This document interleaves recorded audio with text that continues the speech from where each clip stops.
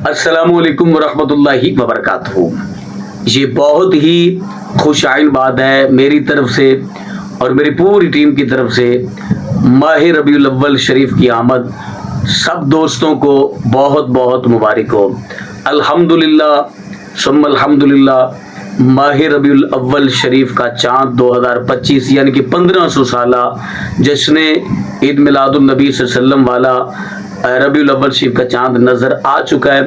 बाकायदा रोयत हलाल कमेटी ने इस बात की तस्दीक भी कर दी है कि 1500 साला माह रबीउल अव्वल शरीफ का चाँद जो है वो नज़र आ चुका है और माह रबीउल अव्वल शरीफ का बाबरकत महीना शुरू हो चुका है। और यकीनन हर एक मुसलमान को इस बात का इंतज़ार था, इस बात का वेट था कि कब माह रबीउल अव्वल शरीफ का चाँद नजर आए। निसार तेरी चहल पहल पे हज़ारों ईद रबीउल अव्वल सिवाय इबलीस के जहां में सभी तो खुशियां मना रहे हैं। तो मेरी तरफ से, मेरी टीम की तरफ से आलम इस्लाम को, सब दोस्तों को, सब भाइयों को और सब इस्लामी माओं बहनों बेटियों को जश्न ईद मिलादुन नबी सल्लल्लाहु अलैहि वसल्लम की आमद बहुत बहुत मुबारक हो। और माह रबीउल अव्वल शरीफ के चाँद के नज़र आने की तस्दीक भी हो चुकी है। बाकायदा तौर पे रोयत हलाल कमेटी ने माह रबीउल अव्वल शरीफ के चाँद नज़र आने की तस्दीक कर दी है।